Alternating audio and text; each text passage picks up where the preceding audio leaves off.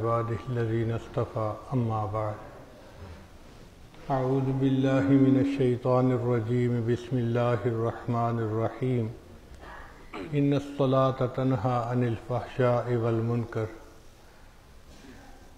سبحان ربك رب العزة عما يصفون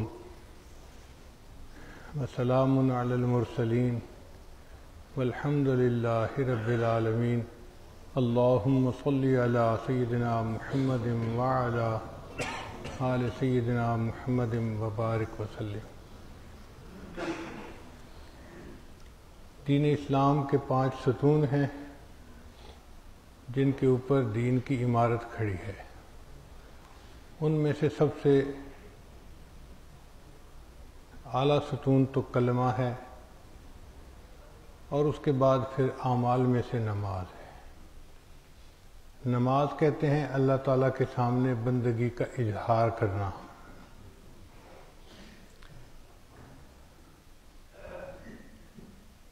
یہ ایسی عبادت ہے کہ جو اللہ تعالیٰ نے عرشوں پہ فرض کی۔ نبی علیہ السلام جب معراج پر تشریف لے گئے تو اللہ تعالیٰ نے تحفے کے طور پر، ہدیے کے طور پر اپنے حبیب صلی اللہ علیہ وسلم کو 50 نمازوں کا تحفہ دیا۔ نبی علیہ السلام بہت خوش تھے کہ اللہ تعالیٰ نے 50 نمازوں کا حکم میری امت کو دیا۔ جب واپس تشریف لائے تو راستے میں ایک آسمان پر حضرت موسیٰ علیہ السلام سے ملاقات ہوئی۔ تو موسیٰ علیہ السلام نے عرض کیا، اے اللہ کے حبیب صلی اللہ علیہ وسلم، آپ کو اللہ تعالیٰ نے کوئی تحفہ ہدیہ دیا؟ تو بتلایا کہ 50 نمازوں کا تحفہ ملا۔ حضرت موسیٰ علیہ السلام نے عرض کیا، اے اللہ کے حبیب صلی اللہ علیہ وسلم، میری امت پر چند نمازیں فرض تھیں، ان کے لیے وہ پڑھنی بھی مشکل تھیں، تو 50 تو بہت زیادہ ہیں، آپ اللہ تعالیٰ سے عرض کیجئے کہ اس میں تھوڑی کمی کر دیں، ڈسکاؤنٹ دے دیں۔ چنانچہ نبی علیہ السلام پھر اوپر آسمان عرش پر گئے اور عرض کی تو اللہ تعالیٰ نے 50 کی جگہ 45 کر دی۔ ہر مرتبہ 5 نمازیں کم ہوتی گئیں اور نبی علیہ السلام 9 مرتبہ تشریف لے گئے تو 45 نمازیں کم ہو گئیں۔ مگر اللہ نے وعدہ فرمایا کہ میرے حبیب صلی اللہ علیہ وسلم، آپ کی امت 5 نمازیں پڑھے گی مگر ان کے نام اعمال میں 50 کا ثواب لکھا جائے گا۔ اب یہاں پر چند ایک باتیں طالب علم کے ذہن میں آتی ہیں۔ پہلی بات، کیا حضرت موسیٰ علیہ السلام ہمارے پیغمبر اسلام سے زیادہ ذہین تھے کہ نبی علیہ السلام کو 50 تھوڑی لگی اور موسیٰ علیہ السلام نے مشورہ دیا کہ کم کروا لیں؟ تو علماء نے جواب دیا ہے کہ نہیں، بات یہ نہیں تھی۔ اللہ تعالیٰ نے اپنے وسم کو بہت ذہانت سے نوازا تھا۔ مسئلہ یہ تھا کہ نبی علیہ السلام اس وقت اپنے محبوب کے دیدار سے بہرہ افروز ہو چکے تھے، اور محبوب کے دیدار کے وقت پھر عاشق جو ہوتا ہے محبوب کی طرف سے جو ملتا ہے اس کو معمولی سمجھتا ہے۔ اگر اللہ تعالیٰ 500 نمازیں بھی فرض فرما دیتے تو محبوب آمین کہہ دیتے۔ اور اس کی دلیل قرآن مجید میں سے ملتی ہے کہ یوسف علیہ السلام کو مصر کی عورتوں نے دیکھا تھا تو انہوں نے اپنی انگلیاں کاٹ لی تھیں، ان کی ہوش گم ہو گئے تھے، ان کو پتہ ہی نہیں چلا تھا کہ میں کر کیا بیٹھی ہیں۔ تو نبی علیہ السلام کا بھی یہی معاملہ تھا، دیدار کی تجلی کی وجہ سے ان کو 50 نمازیں کم محسوس ہو رہی تھیں۔ اب دوسرا سوال یہ پیدا ہوتا ہے کہ 1,24,000 انبیاء تھے مسجد اقصیٰ میں جنہوں نے نماز ادا کی تھی نبی علیہ السلام کے پیچھے، ان میں سے حضرت موسیٰ علیہ السلام ہی کیوں راستے میں ملے؟ حضرت نوح علیہ السلام مل جاتے، حضرت ابراہیم علیہ السلام مل جاتے، حضرت آدم علیہ السلام مل جاتے، حضرت موسیٰ علیہ السلام کیوں ملے؟ علماء نے اس کا جواب دیا کہ انبیاء میں سے حضرت موسیٰ علیہ السلام وہ نبی ہیں جن کو اللہ تعالیٰ نے ہم کلامی کا شرف عطا فرمایا۔ وَكَلَّمَ اللَّهُ مُوسَىٰ تَكْلِيمًا، وہ کوہ طور پر جاتے تھے، اللہ تعالیٰ سے ہم کلامی کا شرف حاصل کرتے تھے۔ اب ہم کلامی کرنے کے بعد ان کا جی چاہا کہ میں اللہ کا دیدار بھی کروں، تو انہوں نے اللہ تعالیٰ سے عرض کیا، یا اللہ رب ارنی انظر الیک، میں آپ کو دیکھنا چاہتا ہوں۔ اللہ تعالیٰ نے بتلا دیا کہ اے میرے کلیم، آپ مجھے دنیا میں دیکھ نہیں سکتے۔ تو چونکہ ان کو انکار ہو گیا تھا تو موسیٰ علیہ السلام کو پتہ تھا کہ اب اللہ نے اپنے حبیب صلی اللہ علیہ وسلم کو عرشوں پہ بلایا ہے اپنے دیدار کے لیے. تو موسیٰ علیہ السلام کے دل میں بات آئی کہ میں اگر دیدار دنیا میں نہ کر سکا تو اب میں راستے میں جا کے انتظار کرتا ہوں، اس ہستی کا دیدار کروں گا جو میرے محبوب کا دیدار کر کے واپس آئے گی.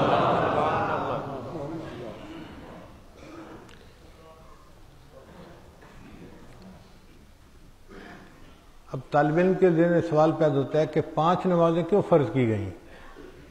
علماء نے اس کا جواب دیا کہ انسان کے 5 حواس ہیں، ان 5 حواس کے شکریہ کے طور پہ اللہ نے 5 نمازیں ادا فرمائی.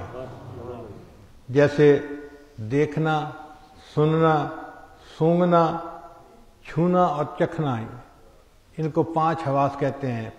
اسکولوں میں پڑھاتے ہیں حواس خمسہ، جن کی وجہ سے ہم زندگی گزار رہے ہیں. تو حواس خمسہ کے شکریہ کے طور پہ اللہ نے 5 نمازیں ادا فرما دی.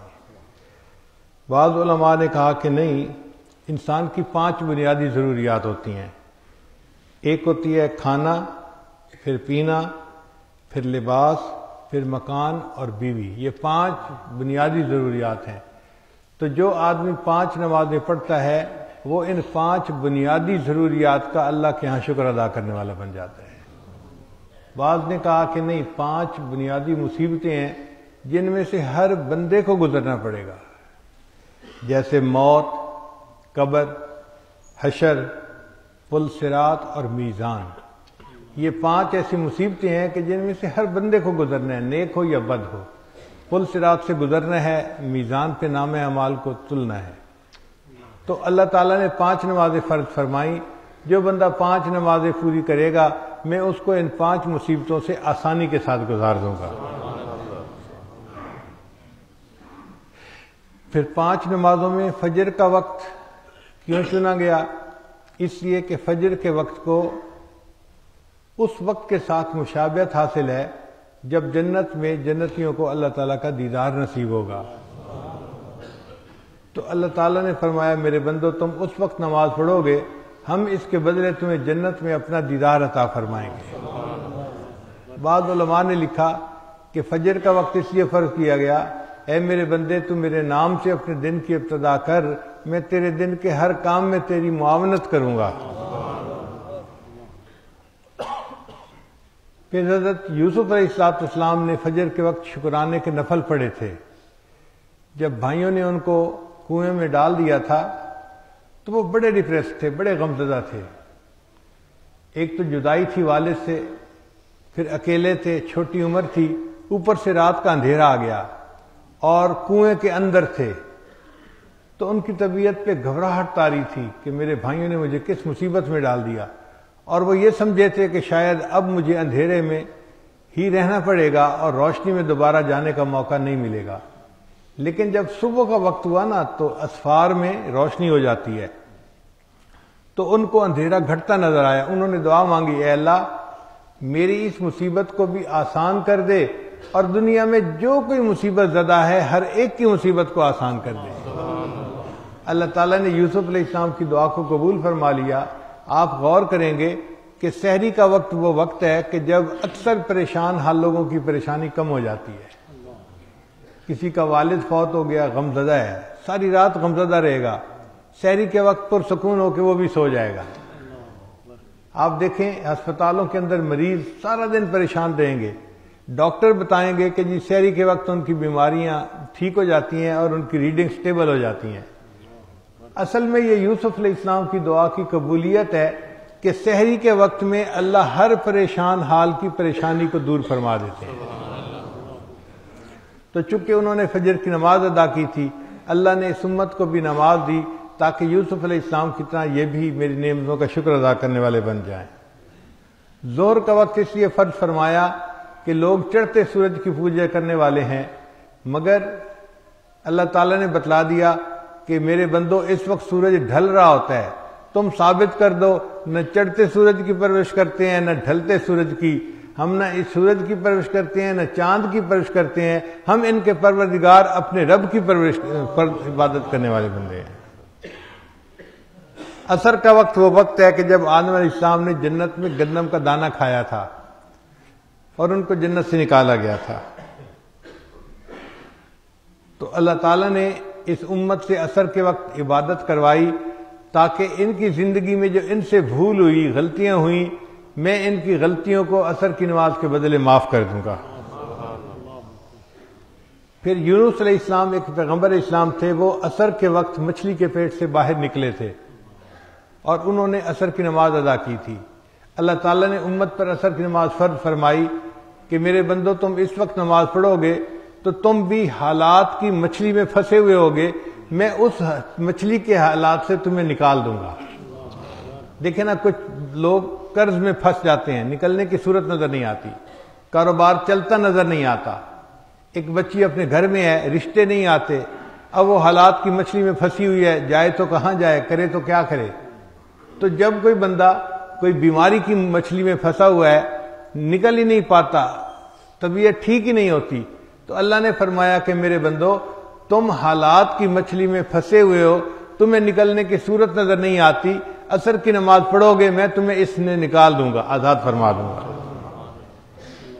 پھر مغرب کی نماز اللہ نے اس لیے فرض فرمائی کہ میرے بندو سارا دن تم اپنے کام کاروبار کرتے رہے اور تم سے غلطیاں بھی ہوئیں، کوتاہیاں بھی ہوئی، اب مغرب کی نماز پڑھو گے تو اس کے بدلے میں تمہارے سارے دن کے گناہوں کو معاف فرما دوں گا۔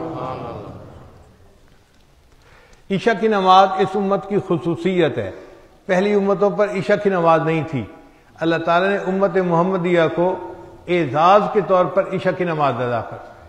اس کی وجہ کیا تھی کہ نبی علیہ السلام کو عشاء کے وقت معراج نصیب ہوا تھا، معراج عشاء کے بعد ہوا تھا شروع، تو اللہ نے فرمایا میں نے اپنے محبوب صلی اللہ علیہ وسلم کو جسمانی معراج عطا کیا تھا، ان کے امتی ہو تم عشاء کی نماز پڑھو گے میں اس کے بدلے تمہیں روحانی معراج عطا کر دوں گا۔ اس لیے کہتے ہیں الصلاۃ معراج المومن، نماز مومن کا معراج ہے۔ اب ایک سوال ذہن میں پیدا ہوتا ہے کہ نماز میں 2 رکعت 3 رکعت یا 4 رکعت یہ کیوں ہے، 5 رکعت کیوں نہیں، 1 رکعت کیوں نہیں؟ دیکھیں نا، فجر میں 2 رکعت فرض ہے اور ظہر میں 4 رکعت فرض ہے اور مغرب میں 3 رکعت فرض ہے، تو 2 3 اور 4 رکعتیں ہیں جو فرض فرمائی گئی ہیں۔ اس کی وجہ کیا؟ علماء نے کہا کہ اللہ تعالیٰ نے فرشتوں کو پیدا کیا، قرآن مجید میں ہے جاعل الملائکۃ رسلا اولی اجنحۃ مثنی و ثلاث و رباع، ان فرشتوں میں بعض کے 2 پر اللہ نے بنائے، بعض کے 3 پر بنائے اور بعض کے 4 پر بنائے۔ فرمایا میرے بندو فرشتوں کو ان پروں سے پرواز نصیب ہوتی ہے، تم مومن ہو، نماز کی یہ رکعتیں ادا کرو گے تمہیں میں روحانی پرواز عطا فرما دوں گا۔ نماز کی رکعتوں پر ہم غور کریں تو 17 رکعتیں فرض ہیں، 2 فرض فجر کے، 4 ظہر کے 6 ہو گئے، پھر 4 عصر کے 10 ہو گئے، پھر 3 مغرب کے 13 اور 4 عشاء کے، تو ٹوٹل 17 رکعتیں بنتی ہیں۔ اس کی وجہ کیا کہ اللہ تعالیٰ نے اپنے محبوب صلی اللہ علیہ وسلم کو معراج میں 17 چیزوں کی سیر کروائی تھی، 8 جنتوں کی، 7 جہنم کے حصے، تو 8 اور 7 15، اور 1 عرش اور 1 کرسی، اس کا دیدار اللہ نے کروایا تھا۔ تو 17 رکعتوں کی سیر اللہ نے اپنے حبیب صلی اللہ علیہ وسلم کو کروائی تھی، 17 رکعتیں ہی اللہ نے فرض واجب فرما دی، امتیو تم 17 رکعتیں ادا کرو گے میں تمہیں بھی اپنے وقت پہ جنت کی سیر کروا دوں گا۔ اب ایک سوال پیدا ہوتا ہے کہ نماز میں فاتحہ پڑھنی کیوں ضروری ہے؟ نبی علیہ السلام نے فرمایا لا صلاۃ الا بفاتحۃ الکتاب، کہ سورہ فاتحہ کے بغیر نماز نہیں ہوتی، یہ اتنی ضروری ہے۔ الحمد پڑھنی ہر رکعت میں لازم ہے۔ اس کی وجہ علماء نے لکھی ہے کہ اللہ تعالیٰ نے جو کچھ آسمانی کتابوں میں نازل کیا وہ سارا کا سارا اللہ نے قرآن مجید میں نازل فرما دیا، پھر اللہ نے پورے قرآن مجید میں جو نازل کیا اس کو اللہ نے سورہ بقرہ میں نازل فرما دیا، پھر جو سورہ بقرہ میں تھا اس کو اللہ تعالیٰ نے سورہ فاتحہ میں نازل فرما دیا۔ اس لیے سورہ فاتحہ کو کہتے ہیں فاتحۃ الکتاب، یعنی کتاب کا جو اوپننگ چیپٹر ہوتا ہے یا پورے قرآن کی جو سمری ہوتی ہے وہ سورہ فاتحہ ہے۔ پورے قرآن میں جتنے معارف موجود ہیں ان کا خلاصہ سورہ فاتحہ میں آ چکا ہے۔ کیسے آیا؟ آج ذرا اس نقطے کو سمجھ لیجئے تاکہ ہر نماز پڑھتے ہوئے سورہ فاتحہ کا پڑھنا آسان ہو جائے۔ سورہ فاتحہ میں ہم شروع میں پڑھتے ہیں الحمدللہ رب العالمین۔ یہ الحمدللہ کے جو الفاظ ہیں نا، ان میں اللہ تعالیٰ کی سب تعریفیں آ گئی ہیں۔ اللہ کی کبریائی قرآن میں جو بیان ہے، عظمت جو بیان ہے، اللہ کی صفات جو بیان ہے، ان تمام کا خلاصہ الحمدللہ میں آ گیا کہ ہم نے اللہ کی حمد بیان کر دی۔ اور واقعی اگر سچ دیکھیں تو حمد کا مستحق اللہ تعالیٰ ہی ہے، اللہ ہی کو حمد سجتی ہے۔ اور دنیا میں جو بندہ جس کسی کی تعریف کرتا ہے، حقیقت میں وہ اللہ کی تعریف کر رہا ہوتا ہے۔ خامد بیوی کی تعریف کرتا ہے، کیوں؟ اس لیے اللہ کی تعریف کہ اللہ نے اس کی بیوی کو بنایا ہے۔ بیوی خامد کی تعریف کرتی ہے، بڑے اچھے اخلاق والا ہے، یہ اللہ کی تعریف ہے کہ اللہ نے اس کے خامد کو بنایا ہے۔ ہم دنیا میں کسی چیز کی تعریف کرتے ہیں، اس چیز کو چونکہ اللہ نے بنایا، حقیقت میں ہم اللہ کی تعریف کر رہے ہوتے ہیں۔ تو تعریف تو اللہ تعالیٰ ہی کو سجتی ہے۔ الحمدللہ ان الفاظ میں ہم نے تمام تعریفیں اللہ کے لیے وقف کر دی، اور اللہ ہی اس بات کا حقدار ہے کہ انسان اس کی تعریف کرے۔ اس لیے نبی علیہ الصلوۃ والسلام کا ایک نام تھا احمد۔ احمد کہتے ہیں اس ہستی کو جس نے اللہ کی اتنی تعریفیں کی ہوں، اتنی تعریفیں کی ہوں کہ کائنات میں اتنی تعریفیں کوئی اور نہ کر سکا ہو۔ اور واقعی نبی علیہ السلام نے جو اللہ کی حمد بیان کی ہے، ایسی حمد تو کوئی بیان کر ہی نہیں سکتا۔ اور نبی علیہ السلام نے خود بھی فرمایا قیامت کے دن اللہ مجھے مقام محمود عطا فرمائیں گے، میں وہاں جا کے سجدہ کروں گا اور اللہ تعالیٰ کی ایسی تعریفیں کروں گا نہ اس سے پہلے کسی نے کی ہوں گی، نہ اس کے بعد کوئی کر سکے گا۔ پھر نبی علیہ السلام کے بعد جھنڈا ہوگا، اس کا نام ہوگا لواء الحمد، حمد کا جھنڈا۔ پھر نبی علیہ السلام کی امت کا نام قیامت کے دن حمادون ہوگا۔ پھر نبی علیہ السلام جب جنت میں جائیں گے تو جو ان کو گھر ملے گا، کوٹھی ملے گی، محل ملے گا، اس کا نام بیت الحمد ہوگا۔ اور جو فرشتے آسمان عرش کے گرد طواف کرتے ہیں، چکر لگاتے ہیں، وہ بھی یہی پڑھتے ہیں وکیل الحمدللہ رب العالمین۔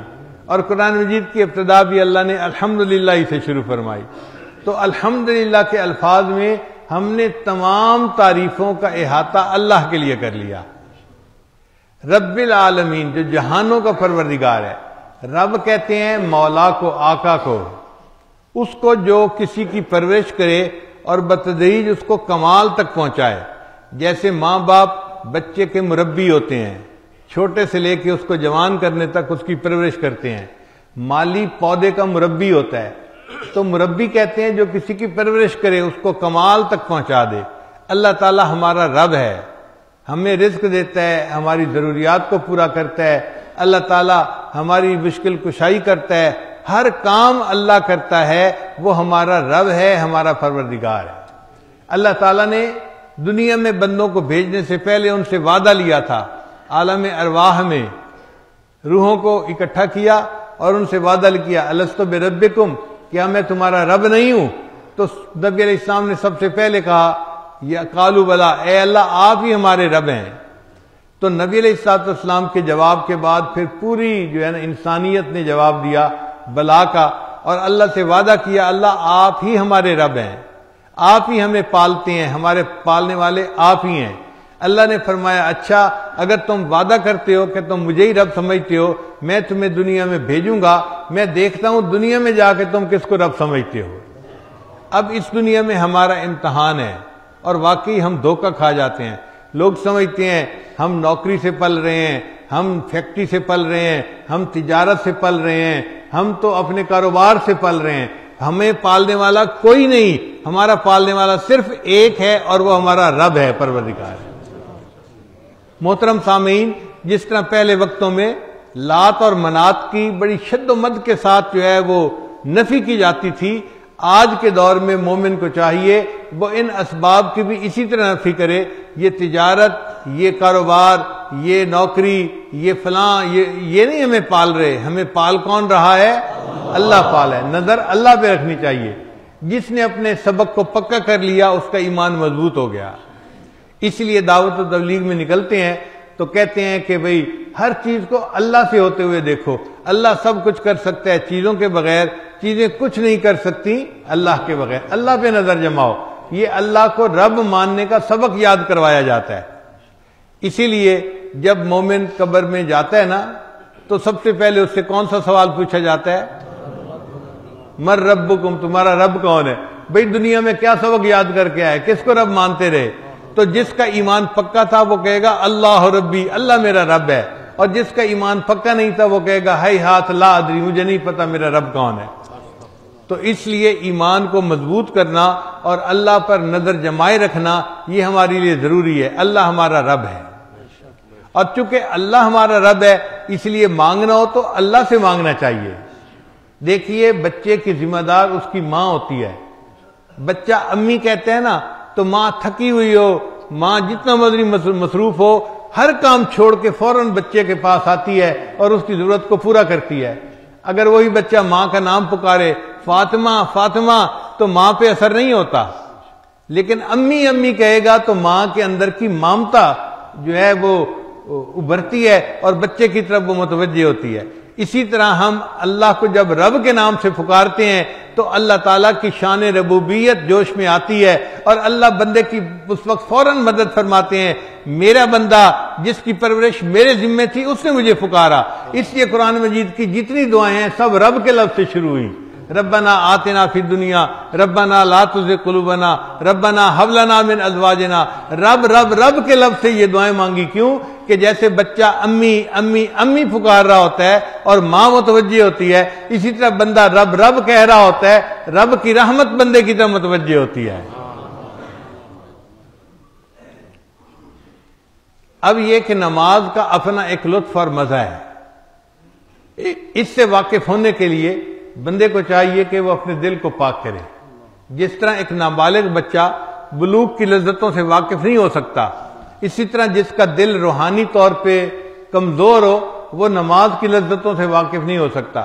اس لیے پھر نماز پڑھنی مشکل ہوتی ہے، فجر نہیں اٹھا جاتا، آنکھ نہیں کھلتی، رکعتیں زیادہ نظر آتی ہیں۔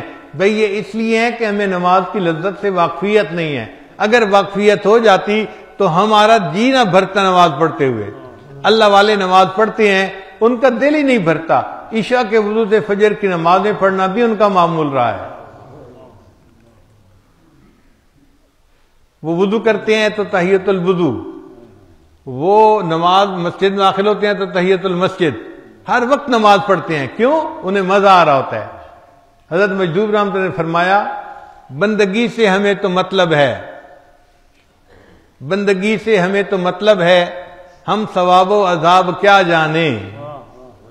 بندگی سے ہمیں تو مطلب ہے، ہم ثواب و عذاب کیا جانیں، کس میں کتنا ثواب ملتا ہے، عشق والے حساب کیا جانیں۔ عشق والوں کو حساب کا کیا پتا۔ خوش نصیب ہیں وہ لوگ جو 5 نمازیں پابندی کے ساتھ پڑھتے ہیں۔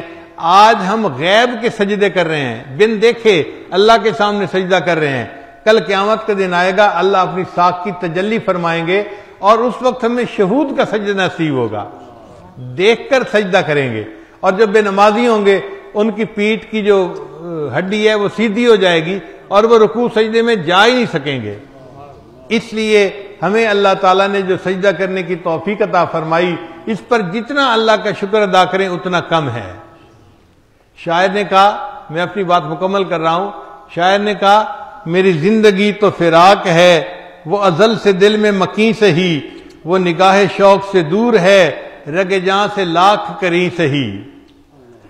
ہم دعا مانگتے ہیں اللہ اپنا گھر کا دیدار عطا فرما، کئی مرتبہ نہیں بھی توفیق ملتی تو شاعر کہتا ہے تیرا در تو ہم کو نہ مل سکا، تیری راہ گزر کی زمین سے ہی۔